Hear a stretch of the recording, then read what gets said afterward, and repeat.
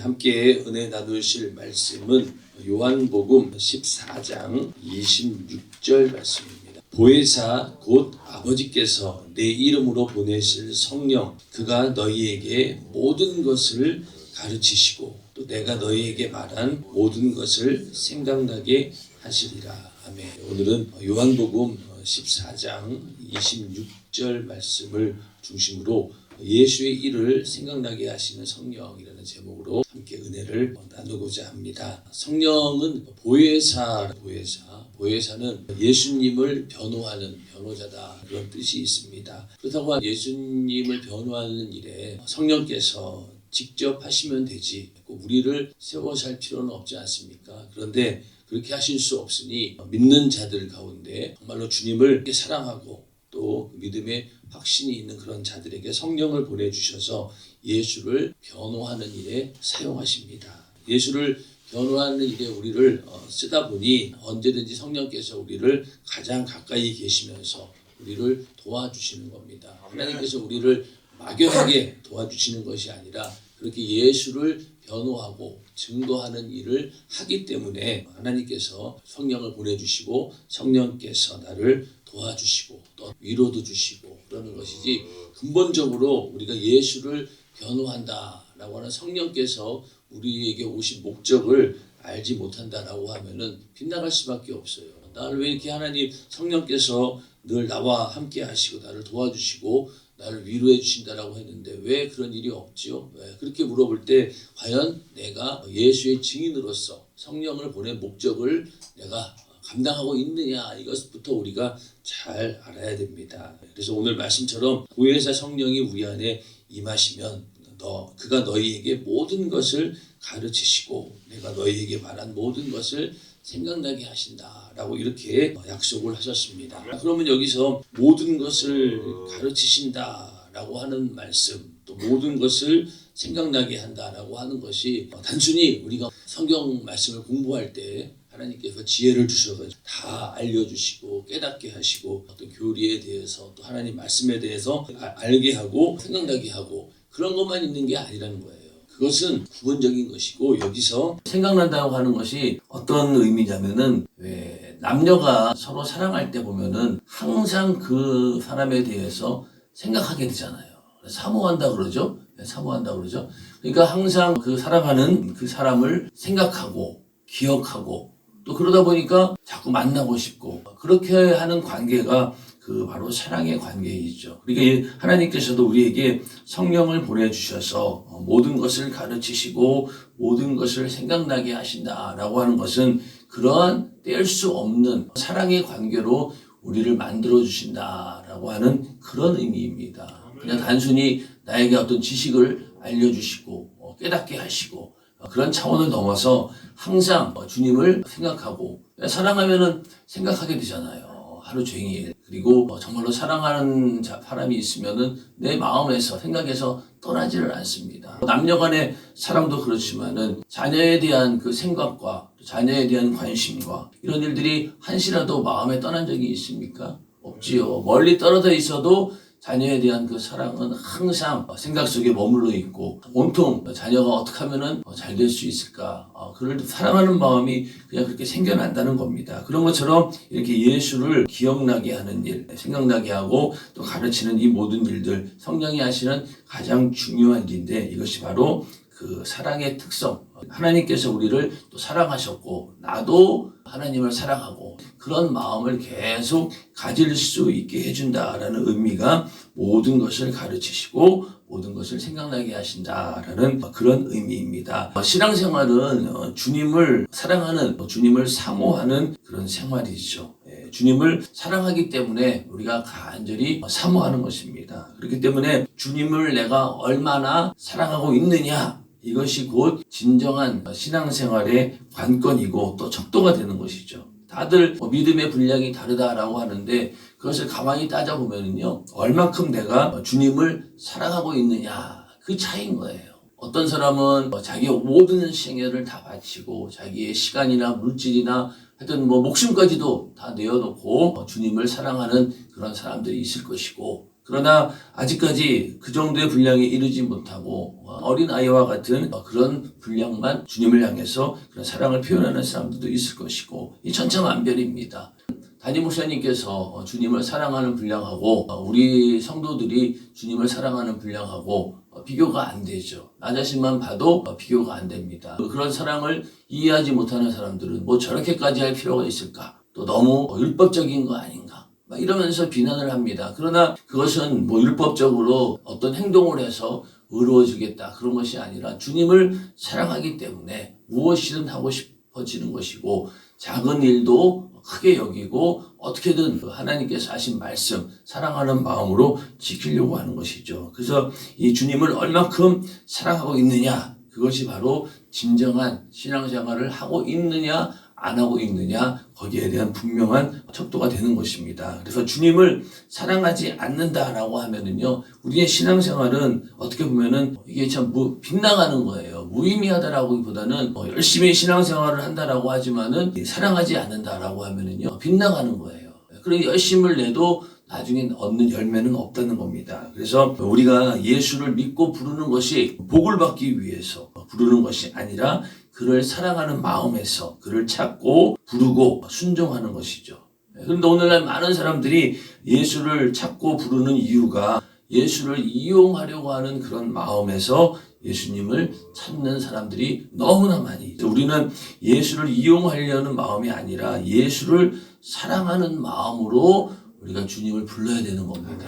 근데 가만히 생각해 보면은 우리가 주님을 사랑한다라고 하면서도 이용하려고 하는 의도가 굉장히 강하죠. 그건 뭐 우리 때만 그런 게 아닙니다. 예수님을 직접 눈으로 본 사람들도 어떻게 하면은 저 예수를 이용해서 로마의 압제로부터 벗어날 수 있을까, 그런 궁리만 했었고, 또 오병이어, 칠병이어 이렇게 엄청난 이적을 봤을 때 정말로 저분이 우리를 구해해 주시고 우리의 죄를 사해 주시는 그런 권세 있는 분이구나라는 것들을 알려고 하는 것이 아니라 오히려 예수님만 우리와 함께 있다라고 하면은 먹고 사는 일에 지장이 없겠구나, 그러면서 예수를 이용해서 자기들이 잘 먹고 잘 살아보려고 예수님을 앞세워서 임금 삼아가지고 어떻게든 자기들 유익을 누리려고 하는 그런 모습들이 그때나 지금이나 별 다른 차이가 없습니다. 오늘날에도 교회에 와서 예배도 드리고 신앙생활도 한다고 하면서도 한편으로는 이렇게 예수를 이용하려고 하는 그런 마음으로 앉아있는 사람들이 굉장히 많이 있어요. 우리도 어떤 경우에는 주님 사랑한다라고 하지만은 한편으로는 이용하려고 하는 그런 경우들도 많이 있습니다. 책 제목이었던 것 같아요. 당신은 예수의 팬이냐 아니면 예수의 제자냐, 이렇게 물어보는 책이 있었어요. 자, 팬은 뭡니까? 팬. 여러분들 요즘에는 지금 우리 교회 여기 앉아 계신 분들은 어디 누구 팬이다 이런 건 없겠죠. 근데 요즘 중년들이 제일 좋아하는 가수가 임영웅이라고 그러더라고요. 임영웅만 나타나면 그냥 난리래요. 그냥 중년 어르신들도 그렇고 자기는 팬인 거야, 팬. 그리고 또 스포츠 좋아하시는 분들은 축구, 야구. 한때는 우리 때는 야구 있었잖아, 야구. 그것도 막 지방색으로 갈려가지고 경상도는 삼성. 전라도는 혜태 타이거즈 그래가지고 옛날에 엄청나게 많은 팬들이 있었잖아요. 근데 가만히 보면은 그 팬이 어떤 겁니까? 그 상대를 엄청 좋아하긴 좋아해요. 사랑합니다. 엄청나게 지지하고 열정적으로 응원도 하고. 그런데 막상 자기에게 유익이 없으면은요, 그냥 과감히 떠나는 게 팬이에요. 그렇지 않습니까? 누가 자기가 좋아하는 사람을 위해서 목숨 내놓고 희생했다 그런 얘기 들어본 적은 없죠. 자기가 좋아하는 대상이었는데 오히려 자기를 실망시키고 내가 기대한 것만큼 그 사람이 행동하지 않으면은 그냥 팬심이 떠나는 거예요. 그리고 다른 데로 옮겨갑니다. 여기는 유행이 지난 것 같고 이제 이 시대는 끝난 것 같아. 조용필 시대는 지났어. 이러면서 팬에서 떠나요. 물론 간혹 가다가 평생 그냥 팬으로 남는 사람이 있긴 한데, 그러나 이 팬이라고 하면 언제든지 떠날 수 있는 거예요. 만약에 우리도 예수님을 팬심을 가지고 그런 마음을 가지고 쫓는다라고 하면은요, 겉으로 봤을 때는 그럴듯해 보여요. 그렇지 않습니까? 십자가 목걸이도 하고 있고 귀걸이도 하고 차에다가 그냥 지저스 이것도 붙이고 물고기 모양도 붙이고 집에 가면은 주님 성경 말씀도 붙어 있고. 그런데 과연 내가 그런 팬으로서 주님을 사랑하느냐 아니면은 제자로서 주님을 쫓고 있느냐. 그거를 어디에서 결정이 나느냐. 예수로 인해서 내가 힘든 일이 생기고 또 나를 희생해야 되고 내가 뭔가 내 것을 버려야 될 때 그때 과연 과감히 버릴 수 있고 그 길을 쫓을 수 있겠느냐. 그걸로 판가름이 납니다. 판가름이 나요. 그래서 아무리 막 요란스럽게 예수를 믿는 사람도 막상 예수를 위해서 희생해야 되고 고난을 당해야 되고 손해를 봐야 되는 그 자리에서 주춤하게 되고 주춤하는 걸 끝나지 않죠. 오히려 멀리하게 되고 그러면서 떠나가게 됩니다. 그런 사람들은 예수님을 사랑한다라고 하지만은 내 육신의 만족을 위해서 예수를 쫓아다니던 그런 팬에 불과한 거예요. 절대로 제자는 아닙니다. 근데 예수님께서는 우리가 그런 팬을 원하는 게 아니죠. 이 팬이 성경에서 말하고 있는 허다한 무리들입니다. 허다한 무리들은 얼마나 예수에 대해서 열광했겠어요. 직접 눈으로 이적과 표적이 보이고 야 저분이 정말로 하나님의 아들이다라는 그런 소문과 함께 구경거리잖아요. 그러니까 얼마나 많은 사람들이 몰려다녔는지 몰라요.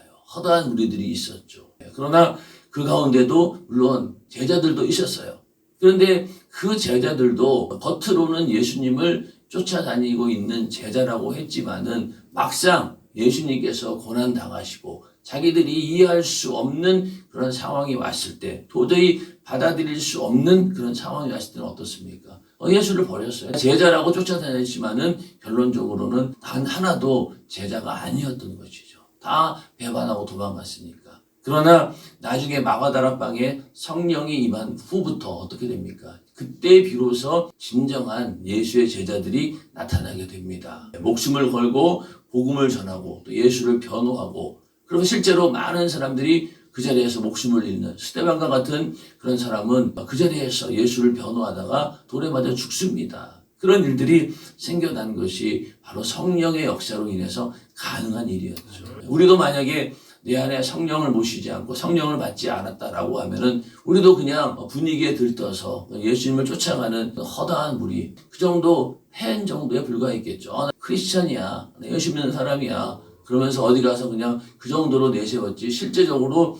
교회를 위해서 내가 시간을 내고 물질을 내고 내가 희생을 감수해야 될 그럴 때 거기서 발을 뺀다라고 하면은 우리는 진정한 예수의 제자는 아닌 것입니다. 그래서 우리가 교회에서 신앙생활을 할 때 충성도 하고 또 뭐 여러 가지 일들을 하잖아요. 그럴 때 우리의 중심 가운데 주님을 사랑하는 사람하고 그렇지 않는 사람하고는 확연히 드러날 수밖에 없어요. 우리가 섬기는 성도들 가운데는 그냥 주일날 예배에 나오는 것만 해도 참 감사하다. 저것만 해도 참 대단하다. 이렇게 생각하고 있지만은 그러나 한편으로는 정말로 저분이 예수를 더 뜨겁게 사랑하고 라고 하면은 저렇게만은 하지 않을 텐데 오히려 더 많은 시간을 할애하고 싶고 더 주님과 함께하고 싶어 할 텐데 그런 마음이 왜 없을까? 그런 마음이 생기기를 우리도 간절히 기도해 주는 것 아니겠습니까? 그래서 이렇게 주님을 사랑하는 이것이 바로 믿음의 분량이고 또 성령께서 우리 안에 오셔서 우리와 함께 하시는 이유도 이렇게 예수님을 사랑하는 마음을 끊임없이 우리 안에 일으키고 또 계속 그 사랑이 식어지지 않도록 만들어주시는 분이 바로 우리 안에 계신 성령이십니다. 인정하시면 아멘 하시기 바랍니다. 그러니까 우리가 성령 받았다라고 해서 즐겁고 좋아할 일도 있지만은 진정으로 그때부터 예수와 함께 그 고난의 길을 가는 거기에 대해서 확실히 하나님께서 인을 치시고 보증하는 것이 바로 성령의 충만함입니다. 근데 처음에 나도 성령 받아야 되는데 나는 교회 온 지 벌써 10년이 넘었는데 성령도 못 받고 이제 어저께 등록한 새신자는 벌써 성령 받았다고 하는데 나는 왜 못 받았지? 그래서 마치 신앙의 연륜에 대한 확실한 보증인 것처럼 성령을 받는 것이 아니라 우리는 성령 받는 순간 정말로 주님을 사랑합니다. 어디까지 사랑하냐? 목숨을 내어놓고라도 주님을 사랑합니다. 라고 하는 그런 고백이 있었기 때문에 우리 안에 성령이 임하신 거예요. 최초의 성령 충만함이라고 했잖아요. 성령 받는 것이. 그러면은 그 순간만큼은 하나님께서 인정해 주셨다는 거예요. 그 마음을. 근데 문제는 뭡니까? 그 마음이 그때뿐이고 시간이 지나면 지날수록 그런 마음이 점점 사라지게 되고 결국은 그냥 형식적으로 교회만 왔다 갔다 하지 주님을 사랑하는 마음으로 신앙생활은 하지 않는다는 겁니다. 그래서 우리 안에 정말로 신앙생활을 내가 잘하고 있느냐 못하고 있느냐는 바로 주님을 내가 얼마나 사랑하느냐 안 사랑하느냐 거기에 달려 있어요. 모든 문제는 거기에서 나옵니다. 정말로 주님 사랑한다라고 하면은 예배에 빠지거나 예배를 등한시 여길 수가 없겠죠. 어떻게 하든 그 예배하는 자리에 나오기를 원하고 또 나와서 그냥 멍하니 앉아 있겠냐고요. 그렇지 않잖아요. 정말로 사랑한다라고 하면은 그 예배하는 자리에 와서 말씀에 듣는 자세도 다를 것이고 모든 신앙생활의 태도가 완전히 달라지는 것이죠. 그냥 내가 중직이니까 내가 집사니까 또 교회에서 이런 일을 맡았으니 예배 안 나가면 큰일 나지. 야, 사람들이 뭐라 그러겠어. 이런 체면 때문에 만약에 내가 교회에 와서 앉아있다라고 하면은 정말로 그것이 주님 사랑하는 마음은 아닌 거죠. 그렇기 때문에 우리는 그런 내가 주님을 얼마나 사랑하느냐 거기에 따라서 모든 신앙생활의 양과 질이 다 결정이 되는 겁니다. 그냥 교회에 와서 앉아있는 사람들은 많아요. 우리 연세중앙교회도 예외는 아닙니다. 그 많은 사람들이 예배드리러 앉아있으면서도 그 속마음이 어떤지는 주님만 아시겠죠. 주님만 아셔요. 언제부턴가 우리 연세중앙교회도 교회가 엄청 커지다 보니 앞에 있는 사람들은 은혜를 받아요. 근데 이제 저 뒤에 앉으신 분들은 예배를 드리는 게 아니라 예배에 대한 방관자예요, 방관자. 거기서 은혜를 받는 게 아니라 모든 상황들을 다 판단합니다, 뒤에서. 오늘 목사님 넥타이가 어쩌니, 또 오늘 교회 누가 어쩌니, 찬양하는 사람이 어쩌니, 하여튼 모든 그 예배 중간에 일어나는 일들에 대한 판단, 그리고 관망, 구경, 그걸로 그냥 뒤에서 그러고 있는 거예요. 그런 모습들이 굉장히 많아요. 그게 왜 그럴까요? 그분들도 한때 정말로 그 자리에 앉아서 막 기도하고 예배 드릴 때마다 아멘하고 뜨겁게 신앙생활 하던 그런 분들이었는데 시간이 지나면서 점점 너무 이런 생활이 익숙해지다 보니까 그런 마음들이 다 사라져버린 겁니다. 그러니 교회에 와서 앉아는 있고 내가 연세중앙교인이라고 이렇게 어디 가서 말은 하지만은 그러나 그 안에 과연 주님을 사랑하는 그런 마음이 있느냐라고 했을 때는 한참 처음 사랑해서 멀어져 가고 있었다는 거죠. 그래서 우리는 처음 내가 주님을 사랑했던 그 순수한 마음과 지금 마음을 비교해 봤을 때 그 간극이 너무 벌어져 있으면 안 되는 거예요. 그 간극을 항상 좁히기 위해서 기도하는 것이고 성령 충만함을 유지하는 것입니다. 아브라함이 독자 이삭을 모리아산에서 바치려고 정말로 칼을 빼들었어요. 정말로 말리지만 않았으면 아마 그 아들을 죽였을 거예요. 왜 그럴까요? 그만큼 하나님에 대한 확신이 있었고 또 하나님을 사랑하는 마음이 있었기 때문에 절대로 독자를 바치는 이 상황에 대해서 하나님께서 분명히 무슨 뜻이 있을 것이다 라고 하는 그런 신뢰와 사랑이 있었기 때문에 그런 일을 하게 된 것이죠. 그러자 이제 칼을 들어서 내리치려고 할 때 하나님의 사자가 가라사대 그 아이에게 내 손을 대지 말라. 아무 일도 그에게 하지 말라. 내가 내 아들 내 독자라도 내게 아끼지 아니하였으니 내가 이제야 내가 하나님을 경외하는 줄을 아노라. 이렇게 말씀하셨습니다. 그러니까 이 독자를 아끼지 않는 그 하나님을 향한 그 사랑을 하나님께서 이걸 보신 거예요. 그렇지 않습니까? 자기 이삭이 어떤 자식입니까? 정말로 하나님께서 주신 약속의 자녀잖아요. 그리고 도저히 태어날 수 없는 그런 육체적인 환경 가운데서 태어난 자식이에요. 그러니 얼마나 사랑스럽고 자기 목숨이라도 대신 내놓을 수 있는 그런 자식입니다. 아마 하나님께서 허락만 하셨다라고 하면은 아브라함은 대신 제가 죽겠습니다. 제가 대신 희생제물이 되겠습니다. 이랬을 거예요. 그렇지 않았겠습니까? 그런데 하나님 말씀에 순종하는 그 모든 이면에는 바로 하나님을 사랑하는 것. 아브라함이 정말로 하나님을 사랑으로 섬긴다라고 하는 것을 아신 거예요. 그렇기 때문에 하나님께서 아브라함의 믿음을 인정하시고 그가 모든 민족의 조상이 되고 믿음의 조상이 되는 그런 복을 하나님께서 주신 것입니다. 그래서 우리도 이렇게 하나님과 사랑으로 이루어진 관계가 되어야 됩니다. 아브라함은 율법 이전의 사람이에요. 율법과 아무런 상관이 없습니다. 그렇지 않습니까? 그렇기 때문에 율법을 가지고 바리새인들이나 서기관처럼 의로워지려고 하는 그거는 아니라는 거죠. 아브라함은 이렇게 하나님과 사랑으로 이루어진 관계 속에서 그 믿음을 가지고 있었던 거예요. 오늘날 우리도 율법 그 이상을 초월해야 되는 겁니다. 정말로 주님을 사랑한다라고 하면은 3일 예배는 꼭 나와야 되는 겁니까? 주일날은 뭐 주일 한 번만 예배 드리면 되지. 꼭 하루 종일 교회에 있어야 됩니까? 11조는 드려야 됩니까? 구역 예배 꼭 드리란 성경 구절이 어디 있어요? 이렇게 따지는 사람들 많이 있죠. 예수 믿는다라고 하면서도. 그런 사람들은 주님을 사랑하지 않아요. 사랑하면은 같이 있고 싶고 무엇이든 함께하고 싶은 마음이 있어야 되는데 어떻게든 조금이라도 그런 것들을 떨쳐버리려고 하니 그게 과연 사랑의 관계 속에서 있을 수 있냐는 거죠. 그렇지 않습니다. 오히려 그런 거에 대해서 더 하려고 하죠. 얘기하지 않아도. 그러니 우리도 처음에 예수 믿고 성령 충만함을 받았을 때, 은혜 받았을 때 어땠습니까? 저는 그랬어요. 11조를 내라, 이런 얘기, 말씀을 들어서 낸 게 아니라, 또 감사헌금 드리는 것도, 주정헌금 드리는 것도 내야 된다라고 막 강조해서 낸 게 아니라, 당연히 그런 줄 알았어요. 그리고 또 제 마음에 그런 거부감도 없었어요. 그때 정말로 주님을 뜨겁게 사랑하고 있었던 거죠. 처음에. 다들 그랬잖아요.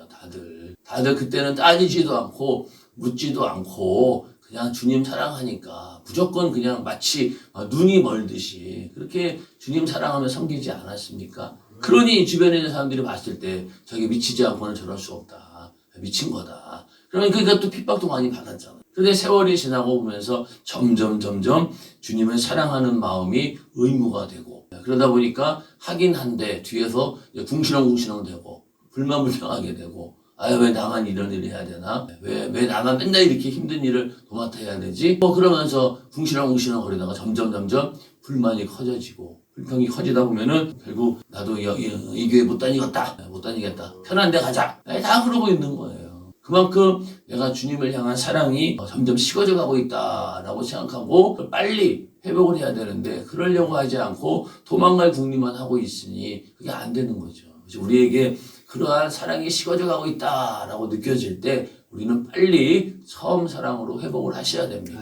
그것만이 살 길이에요. 도망가면 오히려 더 비참해집니다. 자주 말씀드리지만은 우리 연세중앙교회에서 나가면은 제일 먼저 그만두는 게 뭐라고 했죠? 일단 저녁 기도부터 안 나와요. 그거는 뻔한 순서입니다. 왜? 다른 교회에서는 기도 안 하니까. 저녁마다 이렇게 기도하라는 기도 모임이 없어요. 기도하는 사람이 없습니다. 분위기가 안 되니까. 기도 안 하죠. 그리고 3일 예배 금요철은 그냥 옵션이에요. 와도 그만이고 오면은 와 대단합니다. 믿음 좋습니다. 그러니까 3일 예배 금요철이야 나오는 사람들은 그런 것 때문에 나오는 거고 웬만하면 다 안 나와요. 바쁘면은 다 제낍니다. 그리고 주일날 또 하루 종일 있을 필요가 있나요? 왜? 교회 분위기가 그렇지 않은데. 또 물건 사는 거, 그냥 주일날 다른 교회에서는 교육자들도 목사님과 함께 어디 가서 밥 먹고 그러는 일이 너무나 그냥 흔한 일이에요. 그러다 보니 주일날 물건 사고 파는 거, 이제는 상관없죠. 그거부터 다 무너집니다. 그럼 나중 가서는 남는 게 뭐 있겠어요? 주일날 한 번 예배 드리는 걸로 딱 끝나요. 종교 생활 하게 된다니까요. 그거는 정말로 눈에 뻔히 보이는 수순이에요. 그런데도 자기는 그걸 몰라요. 이제 내가 자유함을 얻었다. 이게 바로 신앙생활이지. 육신의 즐거움과 영혼의 즐거움을 깨닫지 못하고 분별을 못하는 거예요. 영혼이 즐겁고 영혼이 자유해야 되는데 육신이 즐겁고 자유하면은요, 그거 반대인 거예요. 근데 그거를 모르죠. 그러니 여기저기 다니다가 또 가서 금방 적응됩니까? 귀는 높아요 또. 들은 말씀들이 있어가지고 하도 만족을 못해요. 뒤에 앉아서 계속 판단합니다. 이건 아닌데 저건 아닌데 목사님 그 말씀은 아닌 것으로 알고 있는데 그렇게 하다 보면 결국은 이 교회 저 교회에 왔다 갔다 하면서 이 말씀 저 말씀 듣다 보고 결국은 어느 교회에 정착하지 못하고 그냥 시간만 흘려보내는 거예요. 여러분들이 그거를 정말 그냥 내가 우리 교회에 붙잡아 놓기 위해서 그런 얘기를 하는 게 아닙니다. 이거는 영적으로 눈에 훤히 보이는 거예요. 그런 것들을 생각하고 우리가 만약에 하나님과의 관계 속에서 멀어지고 있다. 그러면 빨리 회복해서 나를 여기다 맞춰야 됩니다. 안 그러면 살 길이 없어요. 살 길이 없습니다. 그걸 맞추셔야 돼요. 그래서 이 사랑으로 이루어진 관계라는 거죠. 그래서 이 하나님에 대한 만약에 두려움으로 가득하다고 하면은 정상적인 신앙은 아니에요. 물론 지옥 가는 게 두렵죠. 그러나 그 두려움이 전부다라고 하면은 그 신앙은 문제가 있는 거예요. 나 지옥 가지 않으려고 교회 다녀. 지옥 가지 않으려고 신앙생활 하는 거야. 그런다라고 하면요, 그 이면에는 뭐가 있다는 거예요? 두려움이 깔려 있다는 거죠. 그것은 온전한 사랑이 아닙니다. 사랑 안에 두려움이 없고 온전한 사랑이 오히려 두려움을 내어 쫓는다라고 했잖아요. 두려움이 없어요. 그냥 우리가 지옥 신세 면하려고 겨우 신앙생활 하는 겁니까? 그거 아니잖아요. 그거 아니잖아요. 그런데 만약에 그것 때문에 억지로 신앙생활 한다라고 하면은 두려움 가운데 있는 거예요. 두려워하는 자는 사랑 안에서 온전히 이루지 못한 자다. 온전한 사랑이 그 안에 없다는 것이죠. 우리 안에 온전한 사랑 있다라고 하면은 이 두려움을 초월합니다. 그래서 우리의 믿음이라고 하는 것이 이 사랑에서 나온 것인지 아니면 두려움에서 나온 것인지를 확실히 알아야 된다는 겁니다. 그래서 이 사랑의 관계 속에서는요, 무언가를 얻으려고 하는 것이 아니라 오히려 무엇인가 주고 싶어 하는 거죠. 그렇지 않습니까? 우리가 사랑하면은 주고 싶어요. 자식들 사랑하는 거 보세요. 뭐든 주고 싶잖아요. 내 몸에 있는 뭐라도 빼서 자녀에게 주고 싶은 거예요. 그런데 이러한 그 사랑을 우리가 과연 하나님과의 관계 속에서 하고 있느냐, 아니면은 뭔가 무엇인가를 얻어내려고만 하고 있는 건 아닌가, 우리가 잘 분별을 해야 되는 겁니다. 그래서 하나님으로부터 은혜 받았다라고 하는 것은요, 하나님으로부터 사랑을 받았다는 얘기고, 또 우리가 은혜 받은 사람이다, 그리고 사랑받은 사람이다 라고 하는 것은 이제 하나님의 자녀가 되었다는 거예요. 그 얘기는 하나님께서 우리를 정말로 사랑해 주신 것이고, 또 우리도 주님을 그만큼 사랑하기 때문에 그런 관계가 형성이 되는 것이고, 그렇기 때문에 우리를 하나님의 기업의 후사로 만들어 주시는 겁니다. 로마서 8장 32절에 자기 아들을 아끼지 아니하시고 우리 모든 사람을 위하여 내어주시니가 어찌 그 아들과 함께 모든 것을 우리에게 은사로 주지 아니하시겠느냐.